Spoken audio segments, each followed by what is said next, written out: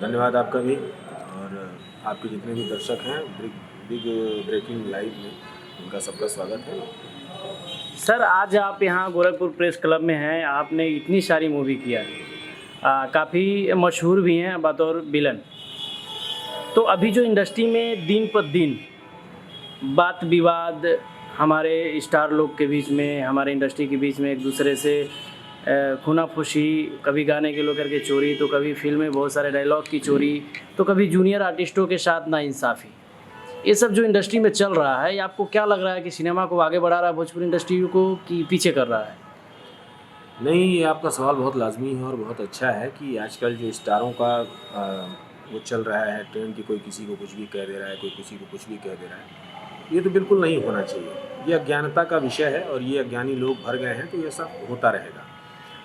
होता भी है, किसी विषय को लेकर तकरार होती है, लेकिन कोई विषय हो तो छोटी-छोटी किसी की बेटी के ऊपर कोई गाना गा दिया, किसी को कुछ कह दिया, ये तो बड़ी छेछड़ापन है, ये बहुत छोटापन है, हल्कापन है, सतहीपन है।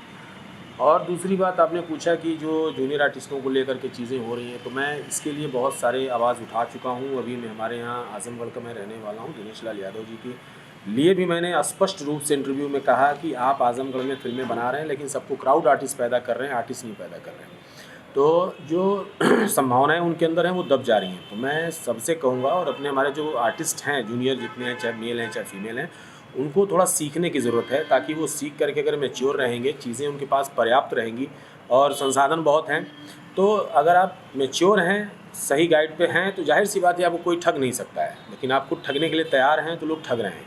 आप आवाज़ उठाना शुरू करिए, कमज़ोर होना बंद करिए, और आवाज़ उठाएंगे तो बहुत अच्छी तरह से मुझे पता है कि जब आवाज़ आप उठाएंगे कुछ दिन दिक्कत होगी, लेकिन ये है कि आपकी बात मानी जाएगी और सम्मान मिलेगा आपको। जी सर, बहुत बहुत धन्यवाद। सर, एक चीज़ और है इंडस्ट्री में, अभी जितने भी आपके लगभग भोजपुरी इंडस्ट्री से 3 नायक बतौर सांसद भी बन चुके हैं, जबकि हमारी भोजपुरी इंडस्ट्री को देखा जाए तो एक अच्छे लेवल पे शूट करने की प्लानिंग भी होती है, प्रिपेयर भी सब लोग होते हैं, लेकिन कहीं ना कहीं उसका रिस्पांस नहीं मिल पाता है, और प्रोड्यूसरों के पास नए कलाकारों को लेकर के फिल्म ना बनाया जाए ऐसा सलाह दिया जाता है।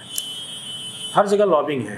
हकीकत ये है कि हर जगह लॉबिंग है। कोई अपनी लॉबी से छेड़छाड़ नहीं चाहता है। जैसे लगता है उनको डर और भय सताए रहता है कि अगर वो हमारी लॉबी में घुस गया तो ये दिक्कत होगी, वो हमारी लॉबी में घुस गया तो ये दिक्कत होगी। दूसरी बात कि मतलब भोजपुरी का जो स्तर है वैश्विक है, लेकिन विश्व स्तर पर सिनेमा रिलीज़ नहीं हो रहा है। बन तो रहा है वैश्विक स्तर पे कि मतलब जा करके लंदन में शूट हो रहा है, मॉरिशस में शूट हो रहा है, लेकिन मॉरिशस, गुयाना, फिजी, टीनान, सूरीनाम जो भोजपुरी भाषी कंट्री हैं, वहाँ पे ऑलरेडी सिनेमा नहीं लग पा रहा है।